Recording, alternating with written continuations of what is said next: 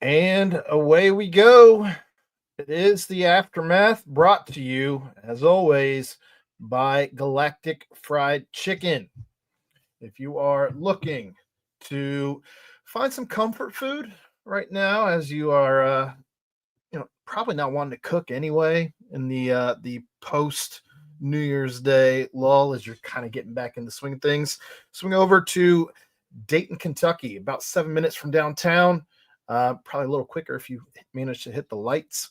In Dayton, Kentucky, you can find the city's best, in my opinion, the city's best chicken. I think they keep getting second place in the people who run these types of polls. Not accurate. Uh, Great fried chicken. They have fried pickles. They have deviled eggs. They have the fries. You can get them loaded up with some of that extra galactic sauce. That sauce is out of this world. Swing into Galactic Fried Chicken. Get you some. All right, it was a game. Houston finishes with the lead, 67-60. Bearcats had the lead at halftime. They were up 5, and they were tied. What? I don't even know when the last tie was. It was at the. I had it up here earlier. 60-60. About 4-minute mark, and they did not score again. Not great. It was a physical game, as you come to expect with Kelvin Sampson and the Houston Cougars.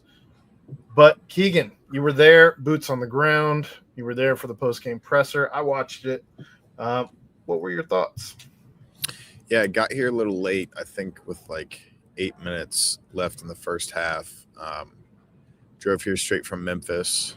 So if I have to sneeze or cough, it's probably because I'm sick from standing on the sideline during that game last night. Wait a minute, 8 minutes left in the first half, so it was still like 4-4, right? I think that was the 12 minutes is when it was 4-4. When I got here, they went on a 10-2 run. I brought all the offense with me. But I don't really know what to think about that game, because part of me wants to say the offense looked better. They made a concerted effort late in the first half and early in the second half for the ball not to stick. Like, they were passing it around quick, always making the extra pass. They're getting open looks, whether it was from outside, whether it was from inside. And another part of me is saying, well, were you just Day Thomas going bonkers and Mustafa Cham finally like having a decent game away from just getting blown out? Because it feels like the Day thing, not that it's fluky at all, because I think he's to the point where he might be like the best scorer on the roster, but you're not going to see that very often for a player to, I think it was a 12-4 run to end the first half and just completely ignite the momentum. Mm-hmm. And then Houston comes out. Obviously, they're going to shut him down, or at least try to, and they did try to, and they did, because he didn't make a field goal and only had 3 points in the second half. But then you kind of pivot to Sham, which, credit to him, he had a really, really good game and finally showed kind of that inside ability that everyone's been waiting for. So I don't really know what to think. I don't know where they stand. And are they a better team now? Can they carry this on? Because they start with 5 turnovers in the first 8 minutes, and then they only have 2 to end the rest of the first half. But then they end with 15 and had some big ones in some big spots. So yeah, I'm not really sure what to think of it. I think they covered. They held the lead for a long time against a really good team, but it's still, there's a gap that this team like can't make the necessary plays in the biggest moments in order to seal games. I think it got down to 5.5 before tips, so I don't know that they quite covered, depending on when you got it. Yeah, I saw it at 11.5 yesterday. It got down to 7.5 this morning, and then 5.5, I believe, right before tips. So money moves, man. Money moves. Jeez. It looked like a different team until you go on a first off. you get out of that even when you were 4-4, you were playing fantastic defensively because you held Houston as well to 4 points during that run. But at the end, these scoring lulls, they happened almost the entire game. It was just you'd go on a run and then you'd give up a run. You'd go on a run and then you'd give up a run. And unfortunately, you ended the game giving up a run. It was maddening at times because it just seemed like Cincinnati couldn't make a shot. Towards the end of the game, when you got 4 minutes left, just didn't seem like they could ever get the offense going to where anybody could get open. Houston really clamped down there in that at the end of the second half. But rebounding was weird. You won the rebound battle in the first half. You lost the rebound battle in the second half. Lost the rebound battle in the game. 15 turnovers to Houston's 8. Houston had 9 steals, I believe it was, to 2. And those 9 steals came from just 2 guys. 5 for Kingston Flemings and 4 for JoJo Tugler. It was frustrating. I think it was interesting though that Wes brought up in the presser that you had one guy bleeding, you had another guy with a separated shoulder, and you had a third guy get his contact poked out all within the first 10 minutes of play or however many he mentioned. You missed all of that. Yeah. But Houston is physical. And I guess that's where I was a little perplexed that you're going to call that charge foul on Jizzle at the end of the game when you didn't call anything like that the whole game. It just seemed strange. Yeah, they still shot 7 more free throws than Houston did, though. So, like, there's that part of it that you have to balance out. But I thought that charge call was really, really weird, especially since we've been told the past 2 years that, like, charges are basically non-existent.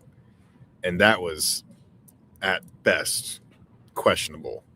Like, it looked like he tried to get around them. With how they were calling the game, as you mentioned, I don't think you can call that in that spot, especially if you're supposed to default to the play being a block and not a charge, which is what the refs are told. But, something I saw, I think it was second half, Cincinnati goes 1 for 9 from 3. And then I think how many people scored a field goal in the second half? 1, 2, 3, 4, and only 2 had more than 1. And you scored 27 points in the second half after 33 in the first. And like if Mustafa Cham doesn't figure it out and have that really, really good second half, which it wouldn't have shocked me if he just didn't have that kind of second half and he continued to struggle, like what does this game look like? But it's Milos Uzon basically said that Kelvin Sampson challenged the seniors in the locker room at halftime, just said you aren't playing hard enough, like you aren't playing good enough. And then Uzon comes out and scores 16 points in the second half, finishes with 18 on, I think. He played out of his mind in the second half. Yeah. Yes. So it just comes down to making plays at the end of the game, like when you have to do it. And Wes said it, like Wes said, which I don't. He said they finished the game, we didn't. That's basically the long and short of it. It's the story of his career, though, right? I mean, truthfully, like that can't just be the answer for what are you doing differently to close out the game. It's not on these guys for not knowing how to close out the game. It's on you because this is your track record. You have not been able to close out the games. I don't even know what the absurd stat is at this point. Games that you're trailing with 5 minutes left, and I think it's like 3 in 100,000. It feels like. Yeah, it's difficult, and we'll get into the player by player statistics, but I don't get where he's coming from saying that he's not concerned about Shanabayev. I completely agree. I was going to get to it as well. I was waiting until we got to the player breakdown. But you lose a game by 7, and Sean Abayev's in for 0 for 3. That's his only stat outside of -8. That's the difference in the game. 9 minutes played. 9 minutes played. No injuries. Nope. At the end of the day, he's a defensive liability, which we knew he was. Like, he wasn't supposed to come here and be locked down or anything. But he's supposed to be your third best offensive player behind Day and Baba. Chisel. Yeah, I guess I wasn't factoring that in. But he's supposed to be one of your best offensive players. And he's having no impact on the game. Wide open in the negative impact on the game for Cincinnati. Wide open in the corner and just bricks it. There was no one within 8 feet, 10 feet when he shot that ball. Just nothing. And Wes has said, like, remember VJ Edgecombe last year? Come on, man. Well, I don't think that's... you don't get to go VJ Edgecombe when you in the same breath. Not the same breath in that particular answer, but when he was asked about Sean Abayev and he brings up the other guys in the league who are lottery picks and Sean Abayev is not that. Yeah. But then you want to compare him to VJ Edgecombe? Come on, man. What are we doing? Like, he brought up Chris Senack, saying Chris Senack, what did he dominate the game? Chris Senack was plus 15 with 8 rebounds. He played 24 minutes. I would take 4 and 8 from Sean Abayev right now. Yeah, but like, you don't need him to score 20 points a game. 4 and 8 would have been good enough to tie you for the lead in rebounds on the team for the Cincinnati Bearcats today. He can't be a non-factor. Like, you cannot look at Sean Abayev and say, like, he's fine. It's 3 straight games he hasn't scored. He wasn't even a non-factor. He was a net loss. That's not a non-factor. A non-factor would be Halvin Zella was kind of a non-factor. He gave you 6 and 1.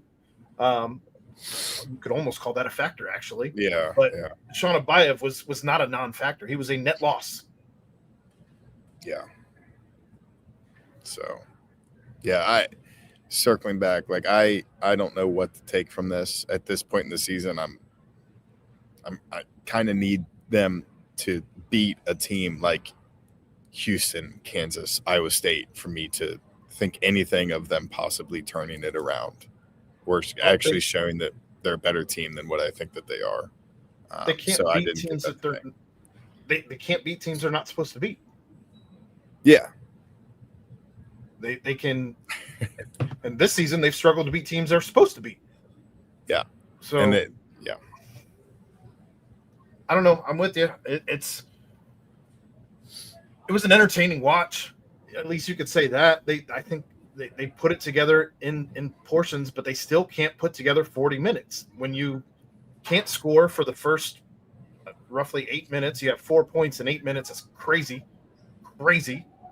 And you don't score for the last 4 minutes. So between the 12 minutes, those 12 minutes, you have 4 points to show for it. What are we doing? That's not how you can win games. That's not sustainable. Yeah, it's not. And I don't really know where they turn from here. I don't know if you just turn the offense over to Day Thomas and say, hey, I need you to just go bonkers. Like, if Mustafa Cham can be as consistent as he was tonight, and like, I think 13. Yeah, I think 13 and 5. I mean, I would expect him to get more rebounds. He needs to get better at rebounding and be more productive in there. Agreed. But if he can be as efficient as he was offensively tonight, game in and game out, that's going to be a big difference. Like, I would maybe get them to the 8-win mark in the Big 12, just because, like, having that consistent choice down low takes so much pressure off the offense. But as everyone on this network has said, stacking the good things is what this team does not do. Outside of Day Thomas, like, he's the only guy you can look at and say, okay, he's gonna play well. And I mean, if you want to say, yeah, he had a great stupid first half and then did not play well in the second half. I wouldn't necessarily disagree with that. But they can't find anything consistently, and they can't kind of develop that guy who you can just count on. Maybe Baba Miller, but he's still like, I would like to see how he does in the Big 12, but he had a hell of a non-conference slate. When you're holding Emmanuel Sharp to 2 points in the game, and those only come at the very end of the game, yeah, you can't counter that with Jizzle, only one of your starters who played 36 minutes, only having 4 points of his own. Yeah.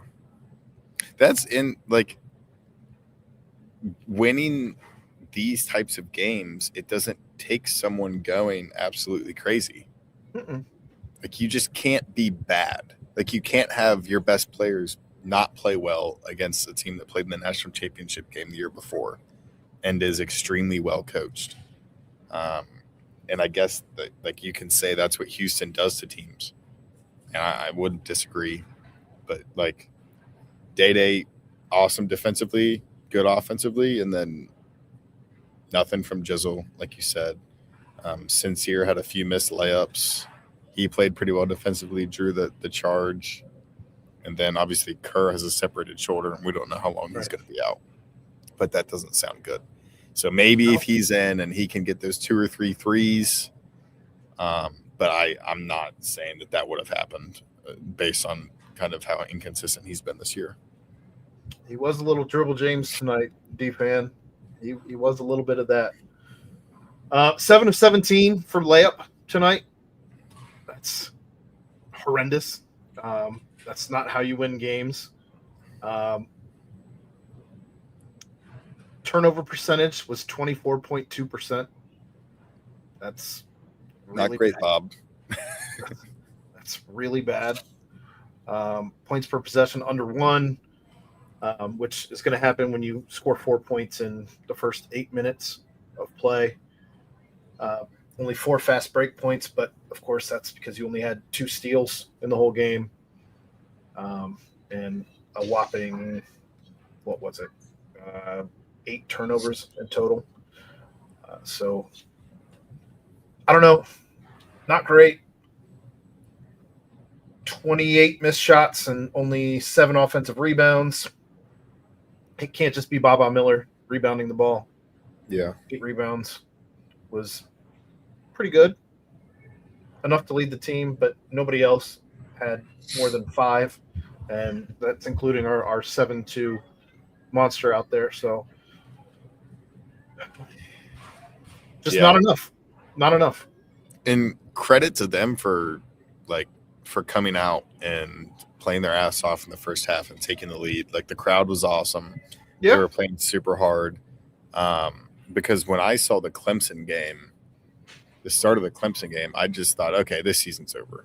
Like these guys have packed it in. Like stuff's going to get ugly. And this was definitely an opportunity for Houston to take a 12-2 lead at the start of the game and then just run away with it. They didn't let that happen. They played their ass off.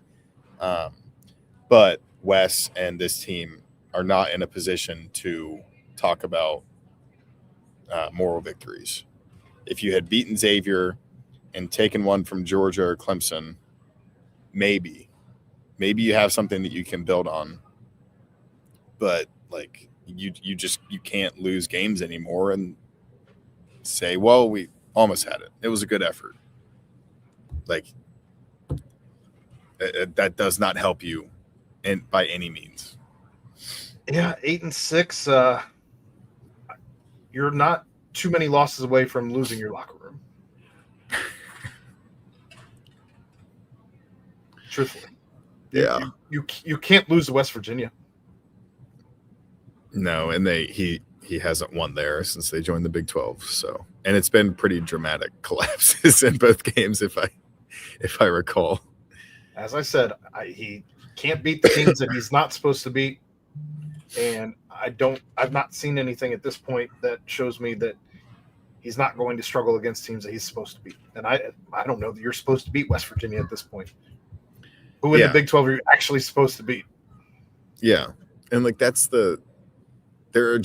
so many teams in college basketball that I feel like you can rely that they're going to have multiple factors of their team do the same thing well. Like they're going to play to their identity. Like I don't know what that factor is for Cincinnati right now. I don't think they have a single one. I guess you could say defense. If you want to say just pure keeping points off the board defense, I can agree with that. But you can't say rebounding. Nope. And then you definitely can't say anything on offense. So, like, there's no consistent inside threat. There's nobody that's going to make 40% of their threes. Baba Miller is one of the best rebounders in the country, but if he doesn't have a superb night, you don't have anyone else who's going to do anything. Correct. So, like, part of me wants to see that product on the court and say, okay, well, they got a chance at West Virginia. Like, if they play like that, if they play that hard, that physical, that aggressive, like, West Virginia isn't going to expose your weaknesses and turn you over 15 times. Like, you're going to have more opportunities to make shots. Jizzle's going to probably play a little bit better.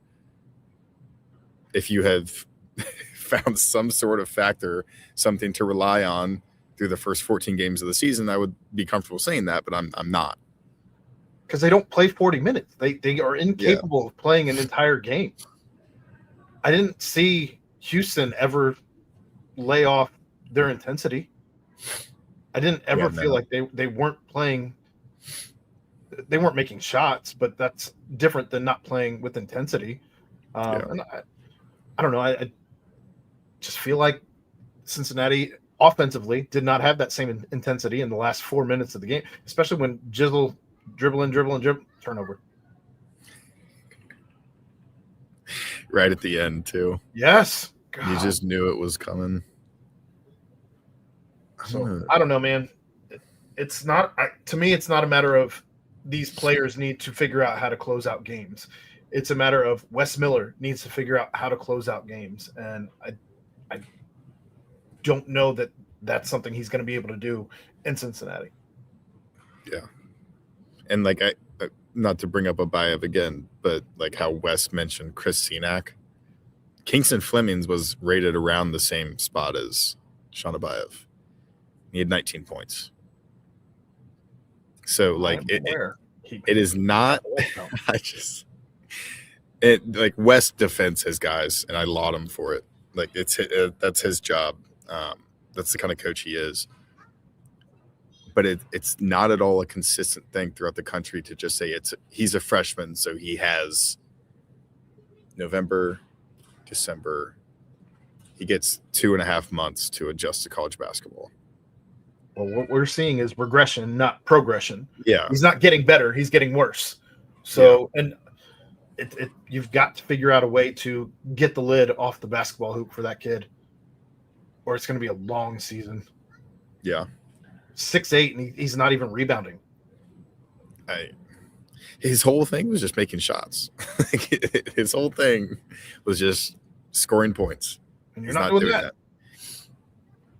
So, I don't know, man. I guess we'll start breaking down player by player because I don't know what else to say about this game unless you got any other thoughts. We can get into it. All right, we'll start at the top. Day Thomas, 15 points, 4 of 10 from the field, 2 of 5 from 3. Hit all 5 of his free throws. He's at like 95% on his free throws on the season. Well done.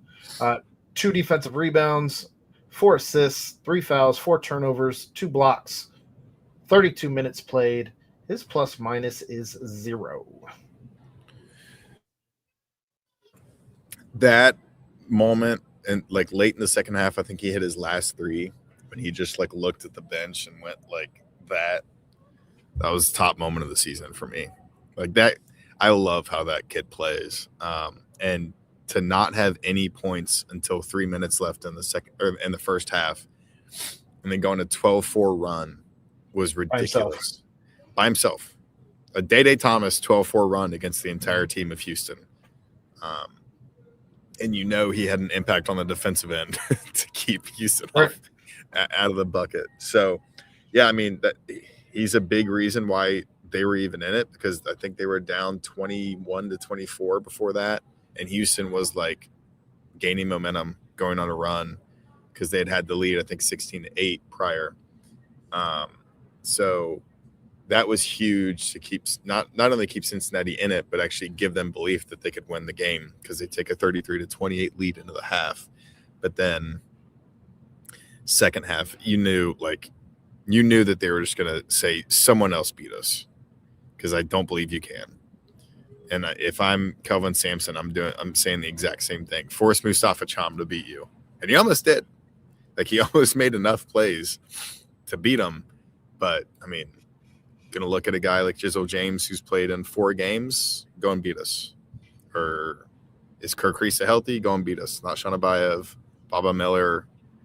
Like, it was good adjustments by one of the best defensive coaches in the country just to force someone else not named Day Thomas to beat him. Yeah, it was that.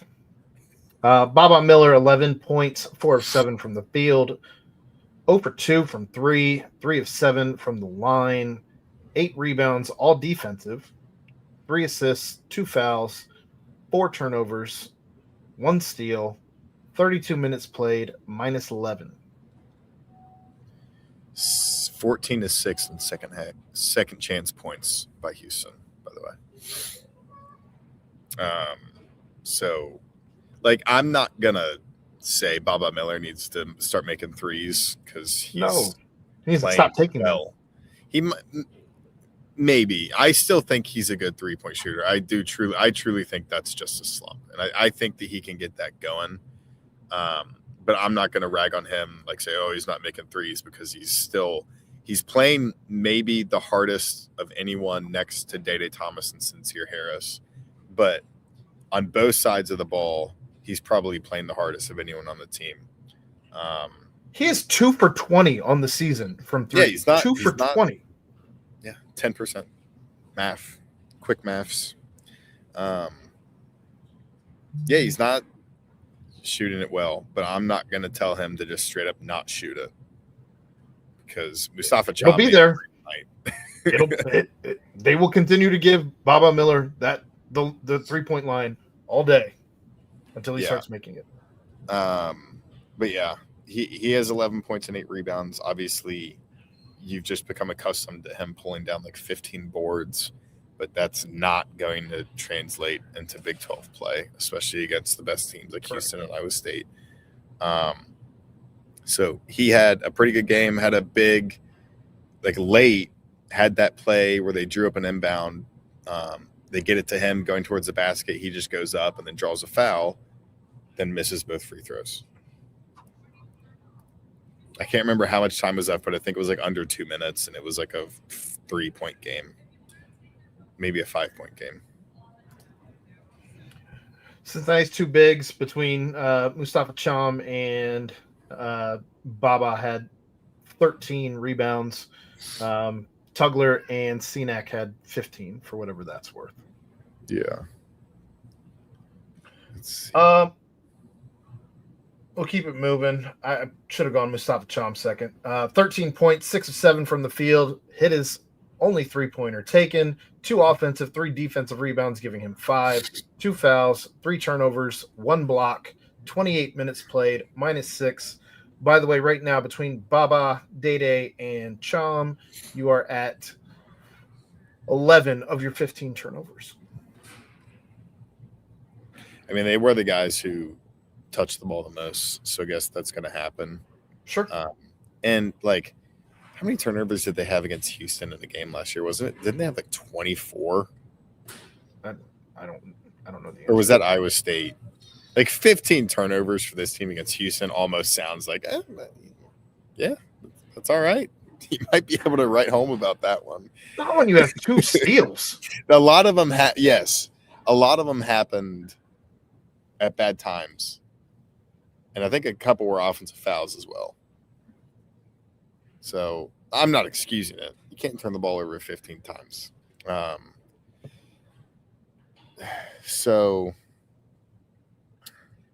I think this is a game where he can build confidence and try to carry it, especially into West Virginia. there have been a lot of times where he has looked like Aziz down low, like on offense, where it's just been like really disjointed, disconnected, like there's something Passive. happening. Not even that. It's just like when he tries to shoot it, it just doesn't even look like it's going to be close. Tonight it looked so much better. He looks so much more prepared, so much more efficient. Games. He's done this for the last 3 games. This is his 3rd game stacked, so I agree. Yeah, so he's got a chance to carry this. That's been my biggest thing. Has this been my biggest thing for this team? I'm trying to think. I think so. Yeah, I would say, like, when I write what to watch for, I feel like every single time I'm saying, can Mustafa Cham figure it out down low? Like, can he actually score on the inside? Because all that was made about him was that he can play with his back to the basket. You can run the offense through him. And we just haven't seen it. But tonight it looked like you could actually do that. And to respond how he did, to score 7 straight to start the second half, knowing that they were just going to try to shut down Day was huge. And that run by him was what made me think, oh, they might win this game. Like 33-28 at the half after a crazy run by Day. I was like, okay, let's see what happens. Let's see how you respond. But him going off gave me belief that they could actually win the game. And it's really a shame that they couldn't kind of take advantage of him playing really well offensively. He's got 13, 18, and 15 in the last 3 games. So, like I said, he's certainly been putting it together there.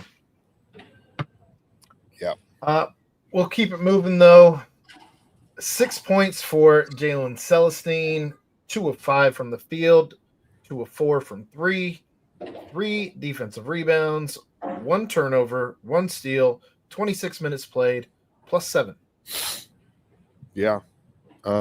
It's when I look over and see he played 26 minutes, I'm kind of shocked. Like he wasn't too involved offensively. I think they tried to get him the ball on the play where Baba got fouled and missed the free throws late. I think they tried to get him for an open 3, but he was just too covered. He is like, I would like that stat line for Shana Baev right now. Like anything positive for some. I feel bad for him. I just want to see. I want to see. We've seen flashes. Yeah, but yeah, I thought Celestine played well. That's what you should expect from him every game. I agree. This is what Chad and I have talked about. 6-3, 6-4, somewhere around there. It's kind of what you expect. You expect him to be threes. Only 1 turnover, countered it with a steal. Only one of the 2 steals that Cincinnati had. So he wasn't a liability. Was he on Uzon? No. I don't think he was on Uzon. He also wasn't on Sharp, so. I don't think so. I think Sincere was on Uzon because they were like almost fighting. I don't know who was on. Then was he on Fleming's? Probably. I mean, he scored 19 points. But it's also like but he was +7. So yeah. I don't know. I don't know who he is guarding. If he's +7, then he was probably on like he might have been on Sharp. No, but Wes said Day was on Sharp. Maybe he was on Harwell. Harwell played a decent amount. I don't know. But we'll take that stat line from Jalen Celestine. We'll keep it moving. Halvin Zella, 6 points, 2 for 2 from the field, 2 for 2 from the line, 1 offensive rebound, his only rebound, 1 foul, 12 minutes played, -3. Yeah, I'm genuinely pleased with how that dude has played over the past couple weeks. Like he's progressing. The start of the year, my whole thing was if this dude plays, not good. Like there's no reason he should be on the floor. Because I just didn't think he was ready. And like I didn't think he had made the transition over from France to be able to play this level of college basketball. Last year it was obvious that he didn't. And he still looks like Wes kind of said this about Dan last year. like he's still new to basketball, so some things might look a little weird, and I definitely still get that with Halveen, but he's not freaking out when he touches the ball. Like he's doing the right things, he's making the right plays, he's not trying to be a hero, and he's playing with a lot of effort. So how he has played and what would be Tyler's minutes, I don't think you can ask for much more from Halveen. So he's been very, very surprising to me. Yeah, I don't think we expected him to be getting 6 points regularly, and he's done it now 2 games in a row. He doesn't look like a baby giraffe as much as he did last year. We've noted how much he's looked like he's progressed this season, but I expected him to look overwhelmed when we got out of the non-conference and into conference play. And against guys like Cenac and Tugler, he didn't look like he didn't belong. And like that's kind of a win. Yeah. In and of itself. Yeah. Jizzle James, 4 points, 1 of 7 from the field, 0 for 3 on all of his threes. 2 for 2 from the line, 4 rebounds, all defensive, 4 assists, 2 fouls, 3 turnovers, 36 minutes played, -6. Yeah, I would say cut the kid a break. But like we saw this last year. We saw these kind of games where he would just miss everything last year. I'm trying to pull up his ESPN. Of course, he's playing some extra minutes because Kirk Risa goes down, but he also played more minutes than anyone else on the floor. So it's hard to cut him a break when this is the biggest game that he's played all season, and the biggest game, arguably, that the team has played all season. You had a chance, and he goes 1 for 7 in that chance. Yeah, and like if you're Kelvin Sampson, I think you're knowing that they're going to try to go to Jizzle James for a decent chunk of their offense with how it's been trending. Sure. And he knows how to defend Jizzle James, and he also has to deal with like less offensive creativity and less offensive like power surrounding him this time. So it's kind of like shut down Jizzle James and then prevent anyone else from going absolutely nuclear. And I think you'll be able to get a win. But you just can't go 1 for 7. You can't, especially when Day pops off, when like other guys are playing pretty well. You can't go 1 for 7. And you saw it like last year, Big 12 championship against Oklahoma State, 2 for 10. West Virginia, 0 for 8. BYU 3 for 13, Colorado 1 for 7, Kansas 1 for 6, Baylor 2 for 11, Arizona 3 for 11. So he has those kinds of games in his bag, and he still does have to get his feet underneath him, but there is no time to get adjusted. So you knew what you were getting into. Yeah, exactly. Kirk Risa, 3 points, 1 for 1, 3. 7 minutes played, -4. Of course, he separates his shoulder, as we've talked about. We'll see what that ends up looking like. Not a whole lot more that you can say about Kirk Risa in this one. He tried to play through it, and he made a 3 even after the shoulder separation. It is on his it's on his offhand, so left shoulder, not his right shoulder, but he ran into a brick wall. Yeah, not a lot of defense that you can play with a separated shoulder. And Wes literally he plays a ton of defense. See, anyway. I thought about saying it, but I knew you would, so I just lobbed it up to you. Yeah, softball. Like Wes even said, like he made the shot and then he couldn't lift his shoulder above his head. So he also didn't have to do the celebration big balls run down the floor. Did he do that? I wasn't there. Yes, and then Fox showed the replay as they cut to break of him doing it, running down the court, which I thought was hysterical. Yeah. That's it's not great. Hopefully it's not long term. Because if he's like out long term, I don't know. And Wes even said he had a pretty impassioned part of his presser, and you watched it, so you saw it. But he's like, no one in the country has dealt with injuries more than Cincinnati has over the last 4 years. He's Great. right. Like, he is right. I have to agree with him there. But yeah, it's been brutal. 2 points for sincere Buck Harris. 1 for 7 from the field. 0 for 2 from 3. Don't ever shoot threes anymore, Buck. 3 offensive rebounds, 1 defensive, giving him 4. 1 assist, 3 fouls, 18 minutes played, -4. Again, he's going to be one of those guys that they're going to leave you to shoot threes as much as you want. Yeah, and he only took 2. One of them was wide open, but it did miss pretty bad. He's just got to finish the layups. I feel like he overcomplicates those transition layups and tries to do like the up and under. Like, he's a good free throw shooter. Get to the line. Just go straight up with the ball. Get to the line. And like, that was a big momentum play too. Like, when they got the steal and he's running down the court, and then he just misses it, gives it right back to Houston. He didn't have to reverse. He could have just gone up with it. He had the he had the step. I don't understand why he did it. Yeah, I don't either. I don't know what's happening upstairs with my daughters. I apologize for any and everything. This is what happens when we do shows that my daughters are awake. And last but not least, no points for Sean Abayev. 0 for 3, 0 for 2 from 3. 9 minutes played, -8. We kind of talked about it a little bit. Anything more you want to add on Sean Abayev? No, I mean, we kind of covered it. He just has to play better, or you don't have a chance. Even if he plays like to the point where he can get 8 points a game, you still probably don't have much of a chance because of how important he is to the offense. So 8 points in this game is the difference.